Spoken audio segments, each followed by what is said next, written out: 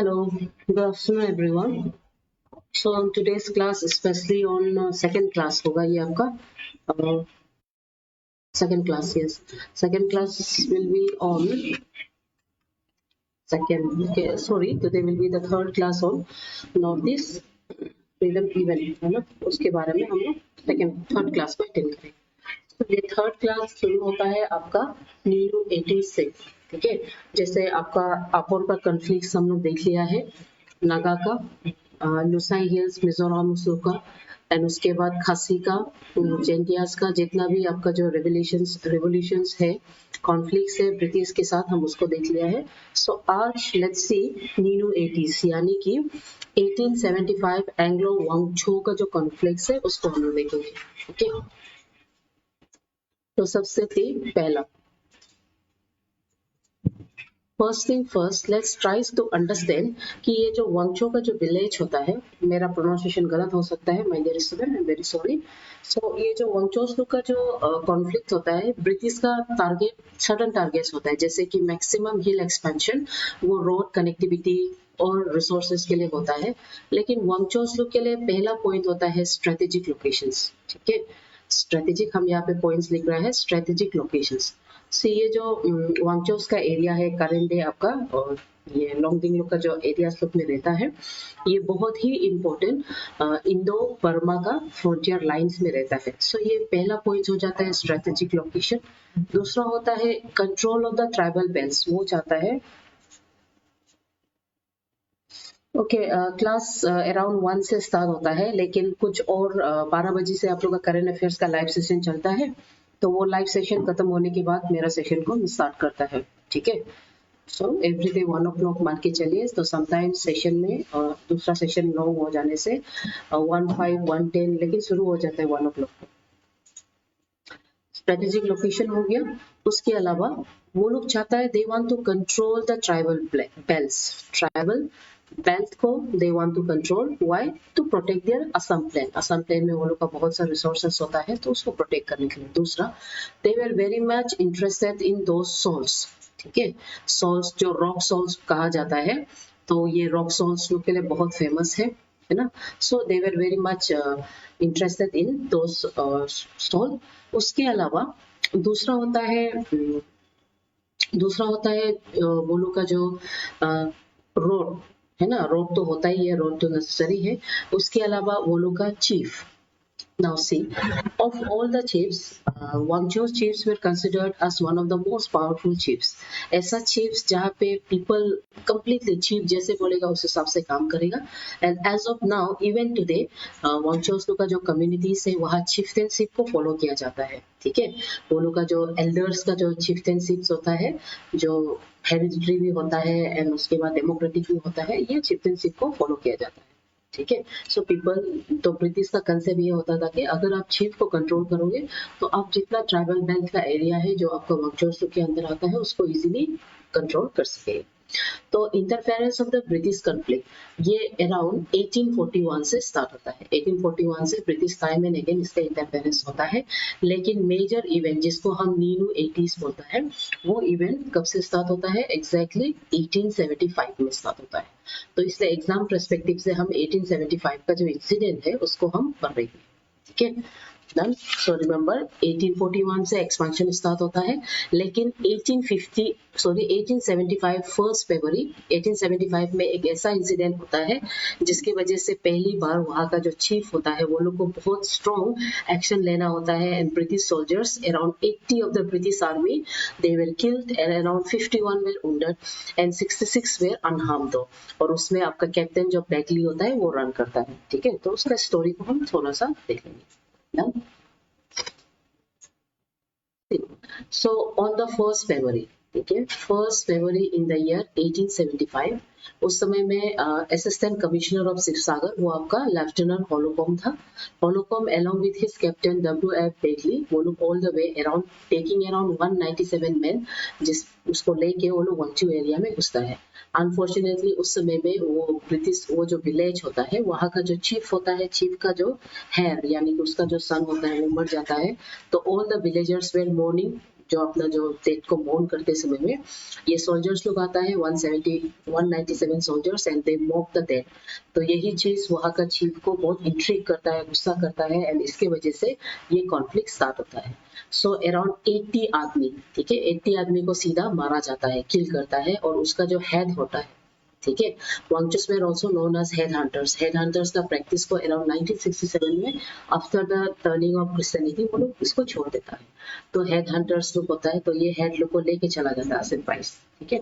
तो उसमें से आपका जो कैप्टन बैगली होता है वो एस्केप करता है एंड उसके बाद फरवरी में ये इंसिडेंट होने के बाद in the month of March ये बैगली अदर असिस्टेंट्स को लेके बहुत सा विलेजेस, वांगचोस का जो विलेजेस होता है उसको वो अटैक करने दोबारा आता है। तो उसमें विलेजेस लाइक नीनू, नीसा, लोंगकई, ठीक है, उसके बाद Khamoi, Kamuha, Nimnua, this villages were completely burn down and जितना भी हेड वो लोग काट के ले गया था उसको वो लोग काउंट करता है ताकि वो लोग का जो कंप्लीट बॉडी को लेके चला जाए, ठीक है ना। सो इसीलिए ये एक बहुत ही important fight in the history of the northern Arunachal Pradesh का जो पार्ट है उसमें इंक्लूड हो जाता है। डन, तो आपको इतना याद करना है। दूसरा, ये जो इंसिडेंट है, ये जो फाइट है, ये बेसिकली नीनू में हुआ है इसलिए हम इसको नीनू बोलता है। एंड उसके बाद इसमें जो 80s का जो नाम रखा है, 80s इसलिए होता है क्योंकि ब्रिटिश लोग जब भी अपना एक्सपेडिशन स्टार्ट करता है वो एक्सपेडिशन को वो लोग पर्टिकुलर फाइल नंबर देता है। तो नीनू 80s का मतलब वो फाइल नंबर 80 जहां में नीनू का मैसेकर हुआ है, ठीक है। सो ये हो जाएगा, आपको इतना सिर्फ याद करना है। डन। उसके बाद आता है aftermath of the tribal resistance and revolt. Now ये पर्सपेक्टिव प्रीलिम्स से कम ज्यादातर मेन पर्सपेक्टिव में आपको पूछा जा सकता है। मेंस में आपको ये पूछा जा सकता है कि ये जो टीसी रॉबर्टसन है यानी कि थॉमस कैम्बल रॉबर्टसन, उसका क्या पॉलिसी था फॉर द ट्राइबल रेजिस्टेंस या रिवोल्ट, ये मेन पर्सपेक्टिव से हो सकता है। ये प्रीलिम्स में जनरली इसको पूछा नहीं जाता, ठीक है। लेकिन ये मेंस का पार्ट में जहाँ पे कंप्लीट नॉर्थ ईस्ट हमारा सिलेबस में है वहाँ ये पूछा जा सकता है, ठीक है।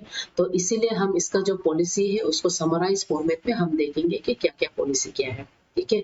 लेकिन you have to understand Thomas Campbell Robertson जो कॉलोनियल एडमिनिस्ट्रेटर था for the tribal hill site, ये हमेशा ये बिलीव करता था कि जितना हो सके लीस्ट इंटरफेरेंस या completely non interference policy put किया जाए for the British, for the tribals. फिर भी कुछ कुछ पॉलिसीज हम लोग उसको देख लेंगे, ओके। तो इसका जितना पॉलिसीज है वो ज्यादातर बंगाल का जो रीजन है एंड बर्मा का जो बॉर्डर रीजन है उसको देखते हुए वो बनाता है। पहला, रेवेन्यू एडमिनिस्ट्रेशन में ही सपोर्ट्स परमानेंट सेटलमेंट जो बंगाल में है उसी तरह का सेटलमेंट आपका Assam and foot hills of the Assam जहाँ में आपका ट्राइबल लैंड है उसमें परमानेंट सेटलमेंट का फॉर्मेट रखा जाए ताकि revenue streamline revenue collection obtain कर सके। That was his first administrative approach, okay. Second was judicial reform. So he completely separated जितना भी judicial power है उसको executive से judicial को completely separate किया है and वो court का जो formation है court system उसको भी वो setup किया है आपका ट्राइबल बेल्ट का जो एरियाज में। एंड उसके बाद वो simplification and codification of the loss करता है ताकि ये ट्राइबल्स के लिए एक्सेसिबल होगा। लेकिन मैं कब क्लास होता है, ओके। अच्छा माय डियर स्टूडेंट, क्लासेस तो एवरीडे हो रहा है, एवरीडे जनरल साइंस का प्रीलिम्स किया जाता है लेकिन एज ऑफ नाउ नहीं कर रहा है, तो हम इसलिए एवरीडे 1 PM को, ठीक है, हर दिन 1 PM को हम आता है एवरीडे, ओके, एवरीडे। और अगर कोई लाइव होता है, कोई टीचर का लाइव होता है 110 15 उसके बीच में ये क्लास को किया जाता है, ओके। एंड उसके बाद यहाँ में मिस होने से ना आई थिंक इसको इंस्टीट्यूट यूट्यूब में भी रखता है। दूसरा, रिमेम्बर जुडिशियल रिफॉर्म्स में 2 पावर लेके आता है और पावर इम्प्लीमेंट करता है, लॉस पुट करता है, या ही मेक श्योर्स कि ये जो over implications of the loss tribal people के ऊपर में ओवर एक्सेसिव, ठीक है, ट्राइबल पीपल के ऊपर में एक्सेसिव फॉर्मेट में वो नहीं डालता है, ठीक है। रिमेम्बर, एक्सेसिव फॉर्मेट में नहीं डालता है। Maximum of the British policy अगर आप देखिएगा ट्राइबल को वो एक्सक्लूजन या तो पार्सली एक्सक्लूजन फॉर्मेट में ही रखता है। तो ये लॉ बनाता है लेकिन वो ज्यादातर असम और बंगाल एंड जो बर्मा के रेंज में रहता है वो लोग को किया जाता है। ओके उसके बाद एडमिनिस्ट्रेटिव एफिशिएंसी के लिए मेरिट बेस्ड रिक्रूटमेंट जैसे सेंट्रल रीजन में डालता है, सिमिलरली इवन ट्राइबल्स के ऊपर में भी सच ट्रेनिंग देने के लिए इम्प्लीकेशंस डाला जाता है। ठीक है, सो रिमेम्बर उसका view on the Indian society specially for the tribal, वो मानता है कि जितना हो सकेगा मिनिमल इंटरफेरेंस होना चाहिए। ठीक है, remember minimal in the traditional Indian customs होना चाहिए। ठीक है, वो जो ब्रिटिश का लॉ से बहुत कंट्राडिक्ट करता है और specially tribals. Done now then comes the inner line regulations of 1873. Let's understand कि ये inner line regulations डाला क्यों जाता है। ये रेगुलेशंस हम उसको मान सकता है एक ऐसा फॉर्म है जो टाइम टू टाइम चेंज होता है और इसको स्पेशली जो असम का देक एंड राउंड में जितना ट्राइबल हिल्स है उसके अंदर में इसको डाला गया है। ठीक है, so it is basically the extension of Bengal Frontier Act and ये नाम जो है उसको उस समय का जो कमिश्नर का जो मेंबर होता है executive member Orton hop house, वो उसको सजेस्ट करता है। तो इसमें से प्रीलिम्स से अगर क्वेश्चन पूछा जाए तो ज्यादा से ज्यादा ये इसको पूछेगा, ये वाला आप देख रहे हैं। ठीक है, इनर लाइन का जो नेम है उसको सजेस्ट कौन किया है सिर्फ वो पूछा जा सकता है, उसको सजेस्ट करने वाला ऑटन हॉप हाउस है। ठीक है, एंड सबसे पहला इनर लाइन का जो नोटिफिकेशन है वो लखीमपुर डिस्ट्रिक्ट में डाला गया है on 23 September 1875 first extension. Done, तो ये इसके अंदर में क्या क्या प्रोविजंस होता है, इसके अंदर में लोकल एडमिनिस्ट्रेशंस में जितना गवर्नमेंट, ठीक है, इनर लाइन को ज्यादातर क्यों डालता है उसके बारे में हम थोड़ा देख लेगा। जितना भी लोकल एडमिनिस्ट्रेशन वो प्रोहिबिट करता है कोई भी सब्जेक्ट, ब्रिटिश सब्जेक्ट हो या आउटसाइडर्स हो, उसको बियॉन्ड जो इनर लाइन है उसके बियॉन्ड जाना विदाउट पास उसको इनवैलिड माना जाता है। एंड उसके बाद लोकल गवर्नमेंट्स को इतना पावर देता है कि वो इसको सस्पेंड एंड इसका प्रोविजन जो होता है उसको टाइम एंड अगेन वो चेंज कर सकता है। और अगर कोई पर्सन बिना पास के इनर लाइन परमिट के अंदर में घुस जाता है, वो एरिया जो होता है उसके अंदर में घुस जाने से उसको 100 रुपीज फाइन देता है फर्स्ट टाइम में। अगर रिपीटेटिव ऑफेंड करता है तो उसको 500 का फाइन देता है एंड उसके बाद उसको 3 मंथ्स का सेंटेंस या तो उससे ज्यादा दिया जा सकता है या दोनों दिया जा सकता है। ठीक है, so these were the early provisions. तो बेसिक मोटिव ये जो ब्रिटिश का होता है इनर लाइन परमिट को इंट्रोड्यूस करने का, वो जितना हो सके ट्राइबल्स लोग का जो rate on the northern Assam के ऊपर में जो है स्पेसिफिक का ऊपर में उसको प्रोटेक्ट करने के लिए डालता है। दूसरा लॉ एंड ऑर्डर को मेंटेन करने के लिए।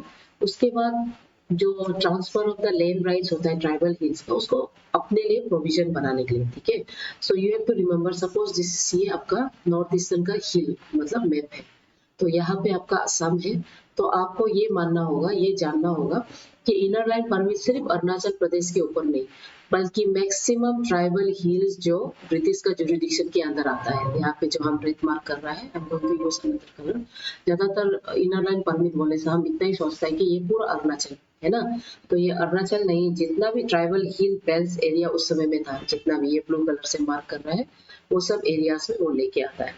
ठीक है, तो ये उसका पॉलिसी होता है, तो इससे ये एरिया कम्प्लीटली गवर्नमेंट का एरिया अंदर में आ जाएगा। इसमें कोई भी लैंड राइट से रिलेटेड कोई भी अगर कल्टीवेशन हो, रिसोर्स का एक्सट्रैक्शन हो, उसमें अलग से उसको परमिशन मांगने का जरूरी नहीं होता, ये वो लोग का बेसिक टारगेट होता है।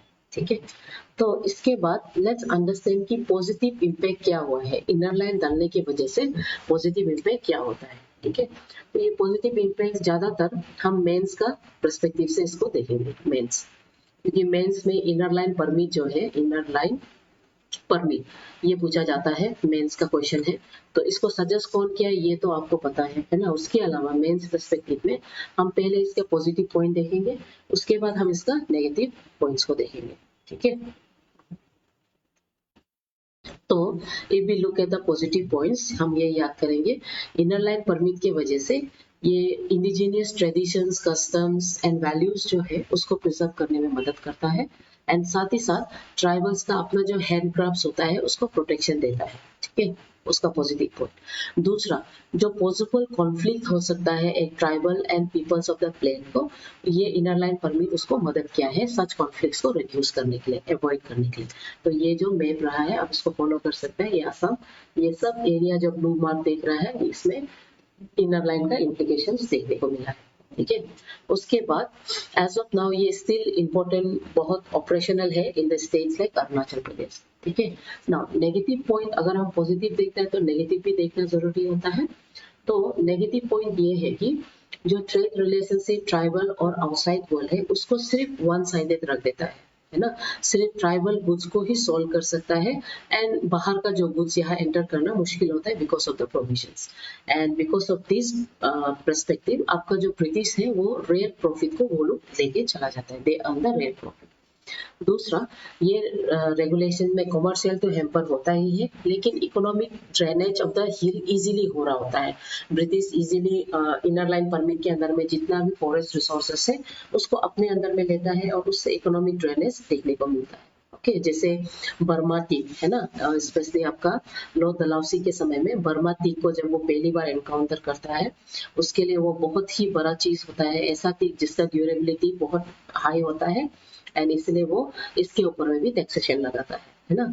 उसके बाद रेस्ट्रिक्शन मूवमेंट के एंड उसके बाद मूवमेंट के ऊपर में जब रेस्ट्रिक्शन पुट करता है तो ट्राइबल पीपल बहुत समय तक आइसोलेटेड हो जाता है, आइसोलेटेड हो जाता है from the main stream people. ठीक है। सो इनर लाइन परमिट का सबसे नेगेटिव एस्पेक्ट ये था कि वो प्रोसेस ऑफ मॉडर्नाइजेशन और सिविलाइजेशन वो पूरा नॉर्थ ईस्टर्न स्टेट में डिले कर दिया। डन। ठीक है। तो अभी एक्स्ट्रा पॉइंट्स में ये याद रखो, बंगाल ईस्टर्न फ्रंटियर रेगुलेशन का एक्सटेंशन ऑफ 1873 के थ्रू इनर लाइन परमिट को डाला गया है और इनर लाइन परमिट में सबसे लास्ट 23 सितंबर 1975 में लखीमपुर में सबसे लास्ट में इम्प्लीमेंट किया गया। नेम सजेस्ट ऑटरहॉप हाउस। ठीक है। And as of now 4 north eastern state Arunachal, Mizoram, Manipur, Nagaland में दीमापुर में भी इंक्लूड करने के लिए बोल रहा है, यहाँ पे इनर लाइन परमिट गया है। उसके अलावा इंडिया में other than north eastern state आपका लक्षद्वीप हो गया, अंडमान में एग्जैक्टली ILP तो नहीं लेकिन प्रोटेक्शन का एक कुछ डाला जाता है। ठीक है। तो ये सब आपको मालूम करना है from the exam perspective. Done. उसके बाद ब्रिटिश का 2 policy towards the north eastern state हम उसको देखेंगे। इसको टाइम में नहीं, हम लोग का जो नॉर्थ ईस्ट का क्लास है उसमें हम आपको बताया है। पहला है पूसा। ठीक है। Pusa permanent occupation of shifting agriculture areas. Pusa का जो ये जो कंसेप्ट है ये ब्रिटिश अहोम से लेता है। अहोम अपना जो स्पेशली गौरीनाथ स्पेशली प्रताप सिन्हा के समय में ये जो पूसा का जो सिस्टम है उसको वो इंट्रोड्यूस करता है ना। और यहाँ पे आपका जो पर्टिकुलर एरियाज होता है वहाँ पे एक राइट्स दिया जाता है। लेकिन ब्रिटिश के समय में ये पूसा का जो सिस्टम है उसको थोड़ा सा चेंज करता है ना। वो लोग ट्राइबल हिल्स का जो एरिया है, रिजर्व फॉरेस्ट एरिया, वो ब्रिटिश के अंदर में होता है। वो लोग को कल्टीवेशन करने देता है और वो लोग से नेसेसरी जो रिसोर्सेस है वो लिया जाता है। ठीक है। उसके बाद डोर्स। डोर्स ज्यादातर foot hills of the Assam के जगह में पाया जाता है एंड डोर्स लोग ज्यादातर ऐसे एरिया से जो बहुत रिच इन फॉरेस्ट है जहाँ में टी मतलब चाय जो होता है उसका ग्रोइंग पोटेंशियल होता है, तो ये आपका डोर्स के अंदर में आ जाता है। ठीक है। तो ये सब हम लोग लेटर क्लास में भी, पहले का जो क्लासेस है उसमें भी हम लोग डिस्कस किया था। तो उसके बाद let's see later phase of freedom struggle. As of now जितना भी early phase of freedom struggle है उसको हम लोग देख लिया है। तो later phase of freedom struggle में हम क्या देखेंगे उसको देखते हैं। सो फ्रीडम स्ट्रगल का जो फेस है नॉर्थ ईस्ट भी बहुत ही इन्वॉल्व हुआ है फ्रीडम स्ट्रगल मूवमेंट में एंड इसका जो later phase of the freedom struggle हम 1900 से लेके 1947 तक हम उसको मार्क करते हैं। ठीक है। एंड आफ्टर ये जो फेस है इसमें बहुत सा एसोसिएशन फॉर्म हुआ है, उसमें से सबसे ज्यादा इम्पोर्टेंट हम असम एसोसिएशन जो 1905 में फॉर्म हुआ है हम उसको देखते हैं। ठीक है। ये वो ऑर्गेनाइजेशन है जहाँ पे ये वो ऑर्गेनाइजेशन है विच lead the foundation of political uprising in north eastern reason. ठीक है। तो हिस्टोरिकल बैकग्राउंड्स में अगर हम देखेंगे ये एसोसिएशन असम और इंडिया यानी कि उस समय में इंडियन नेशनल कांग्रेस 1885 में फॉर्म होता है, तो उसके चलते इसका जो इम्पैक्ट होता है, साथ ही साथ उसी समय में पार्टीशन ऑफ बंगाल होता है बाय लॉर्ड कर्जन। ये 2 इवेंट पूरा होल ऑफ द असम में एक पॉलिटिकल कॉन्शियसनेस को जगा देता है। इसी की वजह से असम का जो पॉलिटिकल ऑर्गेनाइजेशन है वो 1905 में बन जाता है। ठीक है। नाउ ये जो एसोसिएशन होता है, ठीक है, ये एसोसिएशन फॉर्मेशन का एक ही टारगेट होता है कि वो जितना भी पीपल ऑफ असम है उसका इंटरेस्ट को बचाया जाए, साथ ही साथ वो एक ब्रिज बन सके ब्रिटिश एडमिनिस्ट्रेशन और असमीज पीपल के ऊपर में। एंड उसका फोकस होता है कि वो social, education and economic development Assam के लिए कर सके। दूसरा, वो लोग का बेसिक कंसेप्ट ये होता है कि जैसे आपका पूरा बंगाल को डिवीजन कर देता है, तो वो लोग का डर ये होता है कि असम का भी ऐसे बाइफर्केशन ना हो, ठीक है। असम का स्पेशली ट्राइबल बेल्ट एरिया वो कम्प्लीटली म्यांमार या तो जो अदर फेथ का जो एरिया है वो कम्प्लीटली ये आपका जो इस मतलब बंगाल बांग्लादेश के पार्ट डिवाइड ना हो। That was their main target, ऐसे डिवीजन को स्टॉप करने के लिए, ठीक है। सो दैट्स व्हाई 1905 में ये बॉडी फॉर्म होने के बाद वो लोग का एक ही डिमांड होता है कि वो चाहता है कि असम को बंगाल के साथ ये मतलब रीयूनिफिकेशन किया जाए, ठीक है। होगा उसके बाद let's C other things also, है ना। उसके बाद इन द ईयर 1920 में इंडियन नेशनल कांग्रेस, ये जो असम एसोसिएशन जो होता है वो इंडियन नेशनल कांग्रेस के साथ मर्ज कर देता है, और इसमें महात्मा गांधी का जो विजिट होता है असम के ऊपर में, इसका ऊपर में बहुत इम्पैक्ट होता है। इसके वजह से असम में आपका जो असम प्रदेश कांग्रेस कमेटी इसका फॉर्मेशन होता है। क्विट इंडिया में असम का बहुत सा रोल, उसको भी अभी हम लोग धीरे धीरे देखेंगे, ठीक है।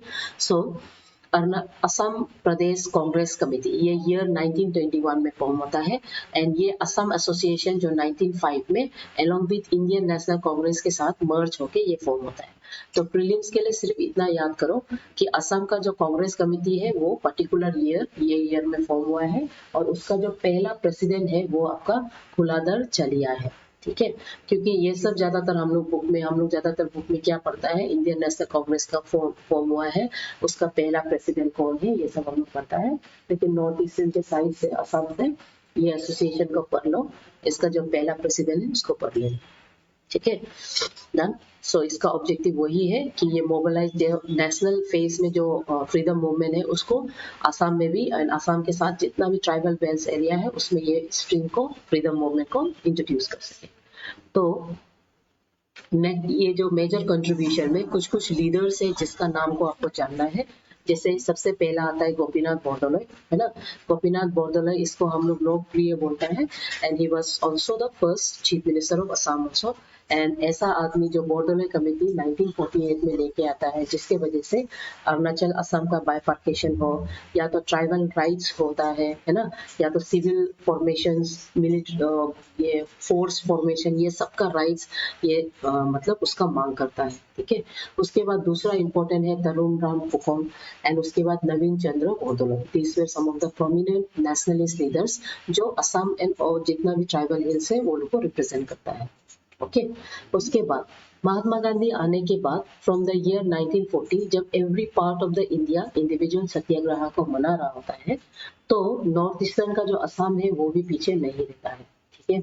इसमें भी मैक्सिमम इंडिविजुअल्स, एंड हम लोग कुछ कुछ इंसिडेंट को भी हम लोग देखेंगे, वो लोग भी इंडिविजुअल सत्याग्रह को स्टार्ट करता है। ऐसा सत्याग्रह जहाँ पे वो बिना वायलेंस के गवर्नमेंट के अगेंस्ट में लड़ता है फॉर द फ्रीडम स्ट्रगल, ठीक है। तो ये सत्याग्रह में more than around 2000 of the satyagrahis from the various district of the Assam, ये लोग यहाँ पे आता है, जिसमें से अराउंड 1576 पीपल इंक्लूडिंग 10 वुमेन, वो लोग महात्मा गांधी का अप्रूवल के अंदर में ट्रेनिंग लिया जाता है, ठीक है। तो ये सब आपका लिस्ट में है, इतना तो आपको ये नहीं करना है। तो फर्स्ट पेज के अंदर में इतना आप याद करो कि गोपीनाथ बोरदोलोई उस समय का existing minister and prominent leader माना जाता था। तो वो सत्याग्रह को वो लीड करता है, एज ए रिजल्ट उसको जेल दिया जाता है, जैसे कि मैक्सिमम सेंट्रल रीजन में सबको जेल देता है उसी समय। तो उसमें कंट्रोवर्सी एक इंसिडेंट होता है कि आफ्टर गोपीनाथ बोरदोलोई का रिमूवल के बाद, स्पेशली उसको जेल होने के बाद, सर सदुल्ला, वो एक एमएलए कांग्रेस का एक रिप्रेजेंटेटिव होता है, वो कुछ समय तक असम को रिप्रेजेंट करता है। तो ये लैंड सेटलमेंट पॉलिसी में ज्यादातर Muslim immigrant from the east Bengal को फेवरेबल करता है, और इसके वजह से असम में बिफोर द इंडिपेंडेंस एक wide spread protest from the people of Assam देखने को मिलता है, ठीक है।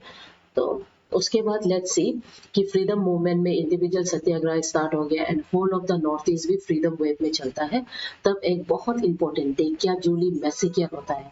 नाउ डेकिया जूली मैसेकियर को आप लोग सुना होगा, ये एक ऐसा मैसेकियर है जिसको हम जालियन वाला बाग ऑफ द ईस्टर्न इंडिया बोलते हैं, ठीक है।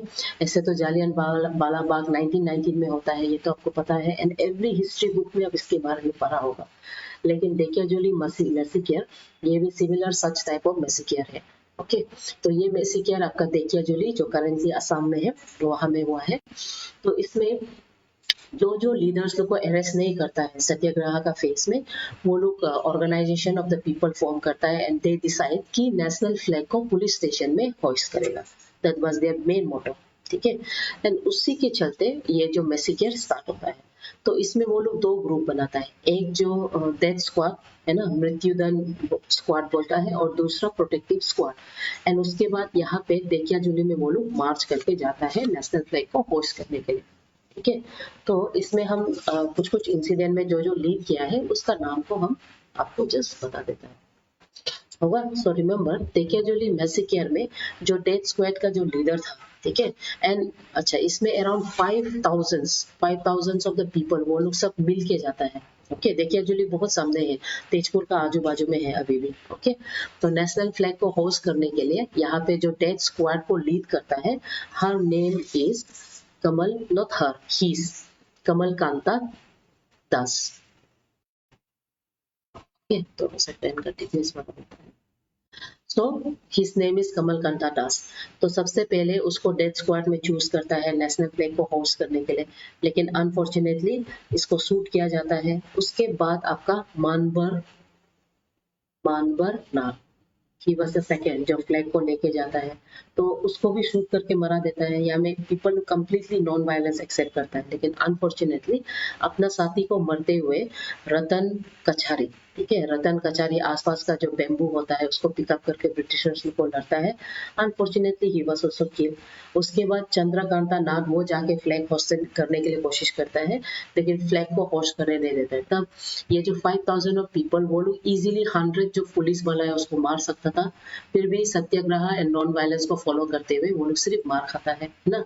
सो यहाँ पे वो जो एरिया है देखियाजुली का वो कम्प्लीटली रेड ब्लड हो जाता है। दैट वाज द इंसिडेंट, इसलिए हम उसको मैसेकियर बोलता है। सो ये एक बहुत ही इंपॉर्टेंट इवेंट है नॉर्थ ईस्टर्न के साइड से, ठीक है। दूसरा आता है गोपुर फायरिंग, गोपुर तो बहुत नजदीक है। सो गोपुर फायरिंग ये आपका 20 सितंबर 1942 में होता है, एंड इसमें जो लीड करता है उसका नाम आपको मालूम करना है, ठीक है। सो इसमें ये जो डेथ स्क्वाड में सबसे इम्पोर्टेंट एक 16 इयर्स का जो लड़की है, लेडी है, her name is Kanak Lata, okay, Kanak Lata. वो जो नेशनल फ्लैग को लेके वॉइस करने के लिए गोपुर पुलिस थाना में वो जाता है। Unfortunately she was shot and dead, है ना, उसको शॉट करके मरा देता है। लेकिन गोपुर फायरिंग का इंसिडेंट में एक इवेंट मतलब सक्सेसफुल इवेंट ये होता है कि फोर्सफुली सही, लेकिन हमारा जो नेशनल फ्लैग होता है उसको होइस्ट किया जाता है, नेशनल फ्लैग को होइस्ट किया जाता है। दैट इज द सबसे इवेंटफुल सक्सेसफुल इवेंट, ठीक है। सो इसका पिक्चर अभी भी है, आप लोग वहां जाने से देख सकते हैं। उसके बाद ये इंडियन नेशनल आर्मी जो है इन द नॉर्थ ईस्ट, ये प्रीलिम्स में पूछा जाता है, ठीक है। प्रीलिम्स में ये पूछा जा सकता है, देयर इज ए पॉसिबिलिटी।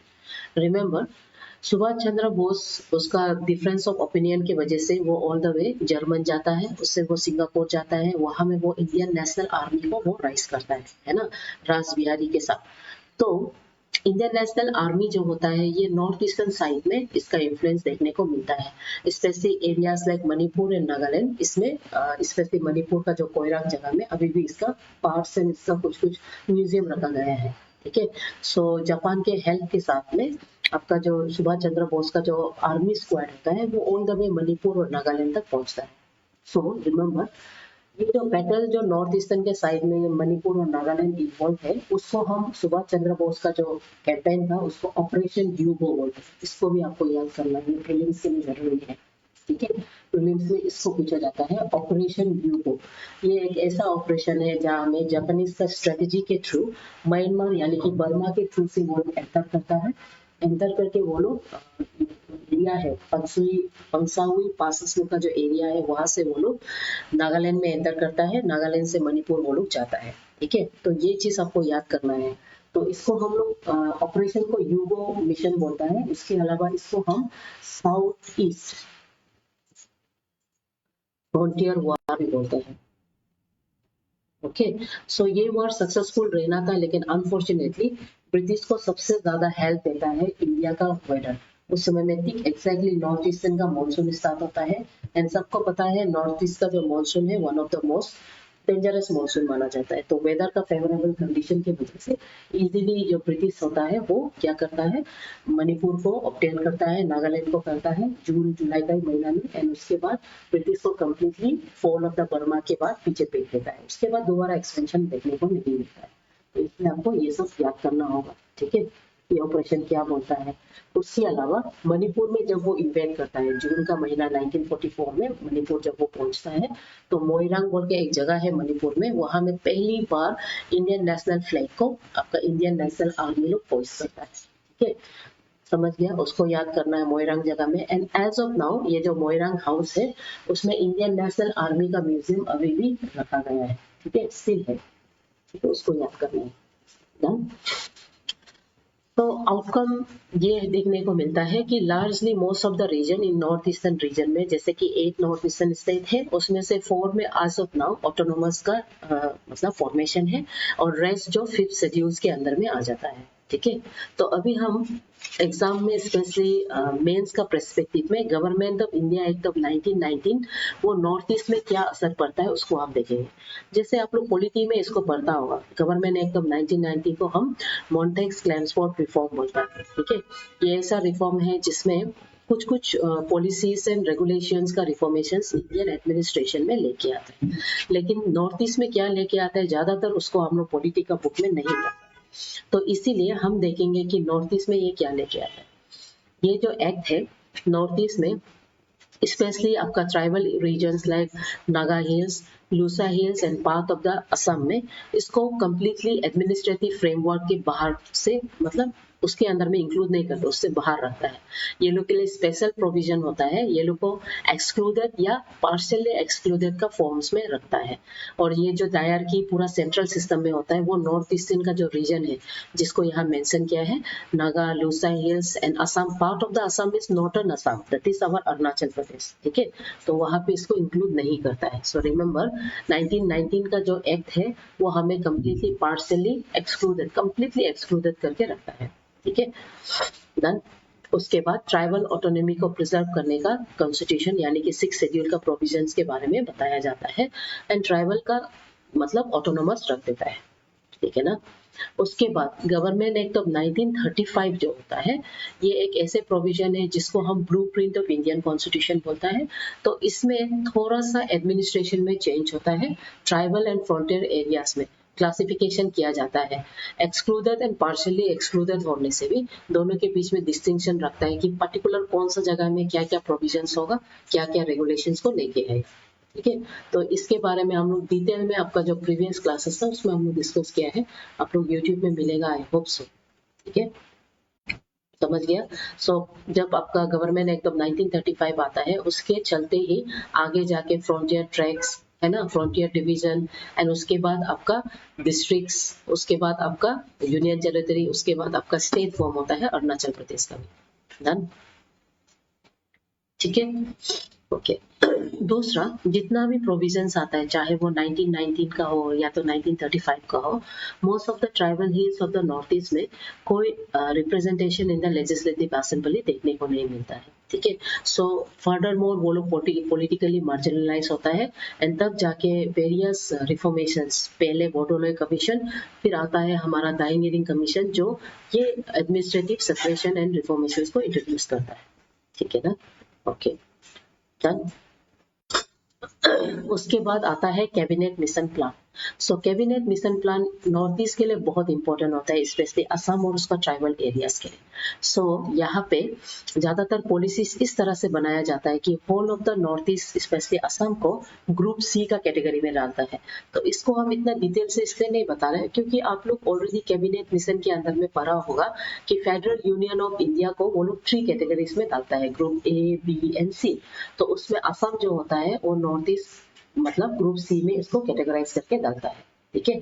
तो इसलिए असम का वही फेयर होता है कि वो लोग को कम्प्लीटली ईस्ट बंगाल के साथ मर्ज ना कर दे, या ट्राइबल्स लोग को कम्प्लीटली म्यांमार के साथ शिफ्ट ना किए। That was the basic fair. ठीक है। तो ये फेयर को होने नहीं दिया, और ये बाइफर्केशन को गोपीनाथ बोरदोलोई का सबसे स्ट्रॉन्गेस्ट अपोजिशन मिला है, और वो ये मार्जिनलाइजेशन को होने नहीं दिया है। ठीक है, इतना आपको याद करना है। डन। उसके बाद ट्राइबल का जो फॉर्मेशन है उसको 5th और 6th शेड्यूल में हम लोग पढ़ने मिलता है, और ये सब आपका पॉलिटी का पार्ट होता है। तो अर्ली ट्राइबल फेज में हम सिर्फ नागा का जो मूवमेंट है उसको एज ए एग्जाम्पल के तौर पे हम लोग यहाँ पे पढ़ रहे हैं। ठीक है। तो नागा का एक बहुत political and socio economic movement को देखने को मिलता है। सो जब ब्रिटिश का फॉर्मेशन रेगुलेशंस आता है तो उसमें Naga club in the year 1918 में फॉर्म होता है। एंड 19 जब साइमन कमीशन आता है तो नागा का जो चीफ्स होता है वो लोग एक मेमोरेंडम साइमन कमीशन को सबमिट करता है कि they should be left to determine their own future. Okay. So जब गवर्नमेंट का इंटरवेंशन नागा में देखता है तब जाके Naga national council in the year 1947 under the APPZO ये फॉर्म होता है। ये लोग complete independence for the Nagas के लिए ये लोग डिमांड करता है, और इसी के चलते जब इंडिया 15 अगस्त में इंडिपेंडेंस सेलिब्रेट करता है, नागा खुद को इंडिपेंडेंट डिक्लेयर करता है ऑन द ईयर 14 अगस्त 1947। ठीक है। उसके बाद 1951 में आपका जो नागा काउंसिल है वो रेफरेंडम सो करके इंडिपेंडेंस के लिए कम्प्लीटली मांग करता है। एंड गवर्नमेंट का यही होता है कि नागालैंड को कम्प्लीटली इंडिया से सेपरेट करेगा, वो चीज को गवर्नमेंट कभी नहीं मानता है। ठीक है। सो इंडिया कम्प्लीटली उसको नहीं मानता है, रिजेक्ट करता है। एंड इसके वजह से नागा आर्मी का बीच में इंसर्जेंट एंड इंडियन फोर्स के बीच में ये कॉन्फ्लिक्ट स्टार्ट होता है। देयरफॉर गवर्नमेंट क्या करता है, आपका जो अफ्स्पा होता है उसको नागालैंड में इन द ईयर 1958 में इंट्रोड्यूस करता है। उसके बाद नागालैंड 1963 में फुल फ्लेज स्टेट बन जाता है, और ये आपका शिलोंग एकॉर्ड 1975 के बाद में मैक्सिमम जो आर्म्स लोग होता है, मिलिटेंट्स होता है, वो लोग गवर्नमेंट को मानता है और उसके बाद आर्म्स को गिव अप कर देता है। फिर भी देयर आर सर्टेन ग्रुप्स जो ये प्रोविजंस को नहीं मानता है।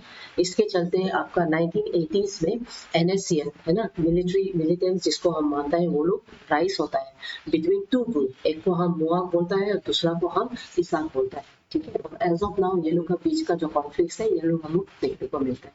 सो ये नागा का स्टोरी है। तो इतना डिटेल आप लोग प्रीलिम्स लेवल में इतना तक डेट्स को आपको याद करना होता है।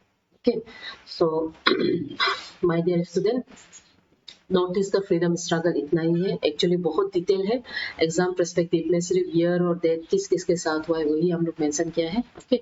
सो कल का क्लास में लेट्स सी कि और क्या टॉपिक है जो हम लोग डिस्कस कर सकते हैं। सो उसको हम लोग 1 o'clock को फिर आएगा और हम लोग डिस्कशन करेंगे। ठीक है। So thank you everyone.